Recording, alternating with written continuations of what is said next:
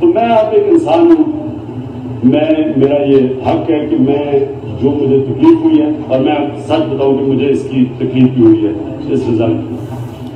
میری P T I کے follower سے درخواست ہے کہ میں بھی انسان ہوں, اور یہ میرا حق ہے کہ اگر مجھے تکلیف ہوئی ہے تو میں اس کی بات کروں. خان صاحب کو حق ہے, مجھے بھی حق کر سکے تو بھائی یہ جان کے مان پاؤں تو میں یہ ویڈیو بنا رہا ہوں, اور آپ سے میری بڑی آجزانہ بڑی گڑگڑاتی ہوئی درخواست ہے کہ خدا کا واسطہ ہے مجھے میری ٹائم لائن پہ گندی گندی گالیاں مت بکیے گا. سر آپ مہذب طریقے سے اس ویڈیو کو دیکھ لیجیے گا, میں بہت چھوٹا سا آدمی ہوں, پلیز سر میں بلاک کر کر کے تھک گیا ہوں. دیکھیے میرے انگوٹھے میں تکلیف ہو رہی ہے, درد ہو رہا ہے, میں نے اتنے لوگ کم از کم 3-4 لاکھ لوگ میں بلاک کر چکا ہوں, کچھ تو خیال کرے سر میرا. اور معافی میاں صاحب آپ کو مانگنی چاہیے, معافی مجھے نہیں مانگنی چاہیے. صحیح کہا, معافی میاں صاحب کو مانگنی چاہیے, لیکن وہ تو ڈھیٹ ہے, وہ تو قوم کا خون پینے کے بعد بھی معافی نہیں مانگیں گے اور یہ احسان کریں گے کہ ہم نے تمہارا خون پی لیا. لیکن خان صاحب آپ تو پڑھے لکھے آدمی, کیا وہ جو آپ نے تمام بد تہذیبیاں ٹینکر نہیں وہ کنٹینر کے اوپر کھڑے کی, وہ تمام بد تہذیبیاں, وہ الفاظ کی بد تہذیبیاں, وہ توڑ پھوڑ شور شرابہ جو آپ نے مچایا, کیا اچھا ہوتا کہ آپ اس کے لیے معافی مانگ لیتے. یہی کہہ دیتے, الفاظ شاید یہ ہو سکتے تھے کہ بھائی سیاست میں یا غصے میں یا جوش میں کچھ باتیں کہہ گیا, اگر کسی کی دل آزاری ہوئی ہو تو میں اس کے لیے معافی, اسی طرح الفاظ بنا لیتے کچھ جھوٹ موٹی سے. اپنے وہ سارے ساتھیوں کو جنہوں نے میرے ساتھ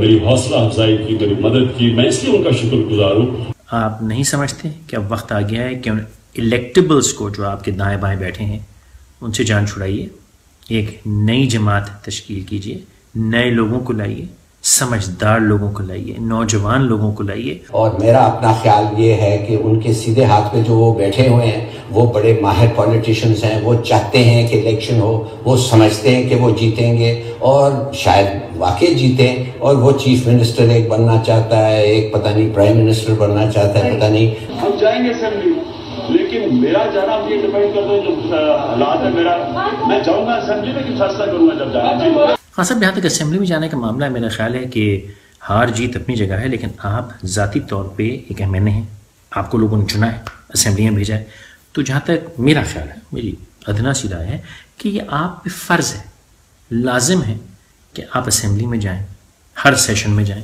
یہ چھٹیاں مت ماریں. مانا کہ آپ بڑے لیڈر ہیں, بڑے آدمی ہیں, اس سے مطلب نہیں کہ آپ کبھی اسمبلی میں جائیں ہی نا. آپ تنخواہ لیتے ہیں, پریولیجز لیتے ہیں, نہ بھی لیتے ہوں, بڑے آدمی ہیں, آپ کے پاس تو ماشاءاللہ ذاتی جہاز واز ہیں لوگوں کے, اس میں پھرتے گھومتے ہیں آپ, لیکن سر پھر بھی یہ آپ پہ فرض ہے کیونکہ آپ نے ووٹ لیے ہیں کہ آپ اسمبلی میں جائیں, ہر بار بیٹھیں, پورے سیشنز اٹینڈ کریں, قانون سازی کا حصہ بنیں. اب آپ نے کیا کہا تھا, وہ بدبودار سڑی ہوئی اسمبلی, چلیں بہت سا عطر لگائیے گا, بہت سی خوشبو لگائیے گا اور لگا کے جائیے گا تاکہ اسمبلی کی گندی سڑی بدبو سے آپ کو پریشانی نہ ہو. ہم بالکل سڑکوں پہ نہیں آئیں گے, ایک منٹ, بالکل سڑکوں پہ نہیں آئیں گے. جی سڑکوں پہ نہیں آئیں گے, کس قسم کی بات کر دی آپ نے؟ آپ کو پتا ہے آپ نے لاکھوں دلوں کی امنگیں توڑ دی.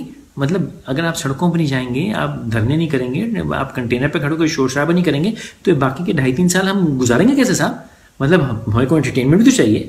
یہ کیا بات ہوئی کہ آپ سڑکوں پہ نہیں آئیں گے؟ پلیز آپ سڑکوں پہ آئیں, اور ساتھ میں وہ جو باقی آپ کے دوسرے وہ پارٹنر تھے ان کو بھی بولیں سڑکوں پہ آئیں, اور ضرور بند کر دیں اسلام آباد. فضول میں وہاں پہ کام تو کو ہوتا نہیں ہے, کائے کو سڑکوں پہ نہیں آئیں گے یار؟ ہماری بھی کو مانگیں, ننھی خواہشات ہیں ہماری. ہاں لیکن یہ بات تو نہیں ہے کہ الزامات جو تھے وہ غلط تھے, وہ ثابت نہیں ہوئے, غلط نہیں ان کے ثابت نہیں ہو سکے. لیکن یہ کہنا کہ الزامات غلط تھے یہ درست نہیں ہوگا. ہم نے الزام لگایا, ہم نے لوگوں کی بےزتی کی, ہم نے لوگوں کو ذلیل کیا, ان کی پگڑیاں اچھالی, ہم نے ان کی بالکل جنازہ نکال دیا, لٹرلی جیو ٹی وی کا جنازہ نکال دیا ہم نے. مطلب جنازہ لے کے آئے تھے آپ لوگ, تابوت.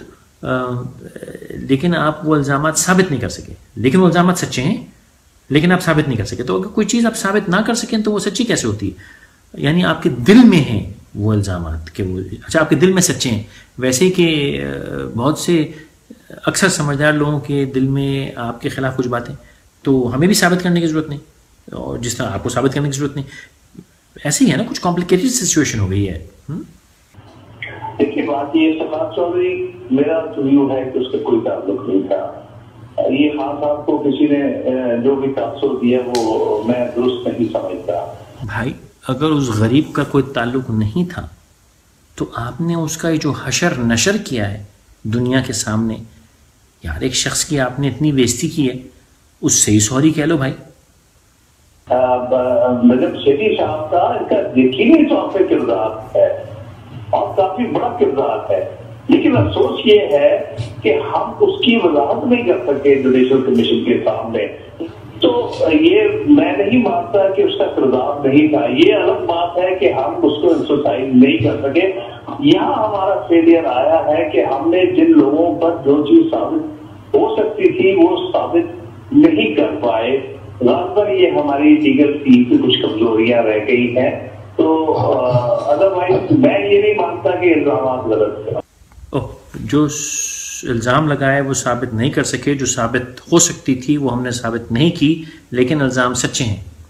سر اسی کو جہاں تک میرا خیال ہے وکالت کی زبان میں ڈیفیمیشن اور لائبیل قسم کی چیزیں، ہتک عزت قسم کی چیزیں کہا جاتا ہے. تو اگر ایسی گستاخی ہو جائے تو عمومی طور پہ اچھا سوری معافی تو نواز شریف صاحب کو مانگنی چاہیے، آپ کی طرف تو کوئی معافی بنتی نہیں کیونکہ آپ نے تو غلط کام کیا ہی نہیں. وہ جھوٹے الزام ہی تو لگائے، اس سے کیا ہوتا ہے بھائی. اور میں خان صاحب تو ویسے بھی کہہ چکے ہیں 35 پنکچروں کے چکر میں سیاسی بہانا سچو جھوٹو بھائی. سیاست درگزر کریں، سیاست ہے چھوڑیں، جس پہ چاہے الزام لگائیں چھوڑے یار، دفعہ کریں، مٹی پائیں. کیا ہوا الزام ہی تو لگائے یار، کسی کی بےزتی کر دی تو آپ ایسے رونڈو ہو رہے. تو میں سمجھتا ہوں کہ 2 سال ضائع نہیں ہوئے. یہ جدوجہد میں پاکستان میں سیاسی شعور آگے چلا گیا، یہ پاکستان آگے بڑھا. صحیح فرمایا آپ نے، سیاسی شعور پاکستان میں آ گیا ہے. ایک سیاسی شعور 70s میں آیا تھا جب جناب ذوالفقار علی بھٹو صاحب نے پاکستان کے نوجوانوں کو، مزدوروں کو باہر نکال کے سڑک پہ کھڑا کر دیا تھا، اور انہوں نے وہی احتجاج، دھرنے، توڑ پھوڑ کر کے آج تک وہ نوبت لے آئے کہ ابھی تک ہم الحمدللہ اس کیوس سے نکلے نہیں. جب ہم نکلنے لگے تھے اس کیوس سے، کچھ ہم دوبارہ سے اسٹوڈنٹ پالیٹکس کی طرف آنے لگے تھے اور دوبارہ سے کچھ معاملات نپٹنے لگے تھے، تو اللہ کا کرم ہے، ہم شکر گزار ہیں آپ کے اور پی ٹی آئی کے کہ آپ نے ایک بار پھر وہ سیاسی شعور دلا دیا اس قوم سے، جو کہ ہم نہ جانے کتنے سالوں تک ہم پی ٹی آئی جائیں گے. تو اس لیے یہ کہنا کہ جناب عمران خان کوئی لندن پلان تھا، کوئی جنرل اس کے پیچھے تھے، شرم آنی چاہیے جو ایسی باتیں کرتے ہیں. صحیح کہا آپ نے، شرم آنی چاہیے ان لوگوں کو جو کہتے ہیں کہ اس کے پیچھے کوئی لندن پلان تھا یا کوئی جنرل انوالو تھے، کیونکہ کسی کو ان لوگوں کو اس تمام معاملے سے کوئی فائدہ نہیں ہوا.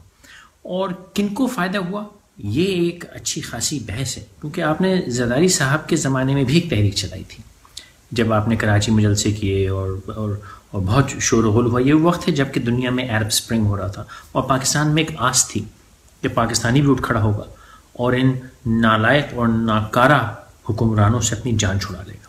اتنے میں آپ آئے اور آپ نے ایک آس دی، یوتھ آپ کے پیچھے لگی، پاکستان پورا آپ کے پیچھے لگا. لوگوں کو ایک امید تھی کہ ہاں یہ ہے وہ ریولیوشن جو کہ پاکستان کی تقدیر بدل دے گا. آپ نے ایک جلسہ کیا اور کہا کہ اگلے جلسے میں دیکھنا بس تبدیلی آ جائے گی اور حکومتیں اتر جائیں گی، بس تم دیکھنا یہ ہونے بعد. پھر دوسرا جلسہ آیا، آپ نے پھر کہا کہ نہیں تیسرے جلسے کا انتظار کرو اور اس جلسے میں دیکھنا سب کچھ بدل جائے گا. پھر تیسرے بڑے جلسے میں یا چوتھا بڑا جلسہ تھا مجھے یاد نہیں، آپ نے فرمایا کہ بھائی دیکھو تبدیلی سیاسی طریقے سے آئے گی، جمہوری طریقے سے آئے گی، ہمیں الیکشن کا انتظار کرنا ہے. اور آپ نے پوری قوم کو الیکشن کے انتظار پہ لگا دیا. اس سے آپ نے کیا یہ کہ زرداری صاحب جو کہ زرداری صاحب تو نہیں، گیلانی صاحب کی حکومت تھی، زرداری صاحب تو خیر صدر تھے، اگر آپ نے یہ موومنٹ نہ چلائی ہوتی، آپ نے ان جلسوں میں یہ آس دے کے ٹھنڈا نہ کیا ہوتا قوم کو، تو یہ قوم شاید اس سٹیٹس کو کھاڑ کے پھینک دیتی. لیکن آپ نے وہ پورا بلڈ اپ کر کے اس کو ٹھنڈا کر دیا. پھر دوبارہ جب الیکشن ہوا آپ ہارے اور وزیر اعظم صاحب میاں نواز شریف صاحب لگے، آپ نے پھر ایک موومنٹ چلائی کہ ان کو اکھاڑ کے پھینک دو. اب آپ نے اس جوڈیشل کمیشن کے ذریعے اس حکومت کو بھی آپ نے پکا کر دیا ہے، کیونکہ اگر آپ نے یہ موومنٹ سیکنڈ ٹائم نہ چلائی ہوتی تو شاید پھر ایک بار یہ قوم اس حکومت کو اکھاڑ کے باہر پھینک دیتی. کیونکہ ابھی جو سندھ میں حکومت کا حال ہے یا جو بلوچستان میں حکومت کا حال ہے وہ قوم سے برداشت نہیں ہو رہی اور قوم اس کو نکال دیتی. لیکن اب ہم شکر گزار ہیں آپ کے کہ آپ نے میاں صاحب کی اور زرداری صاحب کی جو گٹھ جوڑ کے ساتھ ایک سیاست چل رہی ہے پاکستان میں، آپ نے اس کو دوبارہ سے پکا کر دیا. تو اگلے الیکشن میں اگر آپ سمجھتے ہیں کہ کچھ بدل جائے گا، میری ناقص رائے یہ ہے کہ یہ آپ کا وہم ہے، کیونکہ آپ نے ان دونوں سٹیٹس کو کی فورسز کو اتنا پکا کر دیا کہ جب تک یہ الیکشن کی سائیکل چلتی رہے گی ان کے علاوہ اس ملک میں کوئی نہیں آئے گا. اور یہی میرا آپ سے ہمیشہ سے سب سے بڑا اختلاف رہا ہے. اور دوسرا بڑا اختلاف میرا جو پی ٹی آئی سے ہے وہ یہ ہے کہ آپ نے، اور میں کئی بار اس کو آن لائن بھی کہہ چکا ہوں، آن ایئر بھی کہہ چکا ہوں، میں پھر دہرا رہا ہوں کہ آپ نے پورے ملک کی یوتھ کو، پڑھے لکھے لوگوں کو جنہوں نے آپ کے پیچھے قسم کھائی اور چلے، ایک جنون کی حد تک آپ کے ساتھ چلے، ان کو جھوٹی آس تھی جو کہ آپ جانتے تھے اور آپ کے رفقا جانتے تھے، آپ کے ساتھی جانتے تھے کہ آپ کبھی بھی الیکشن سے نہیں جیتیں گے، پھر بھی آپ نے جھوٹی آس تھی، ریولیوشنز کی آس تھی، اور وہ آس آپ نے توڑ دی.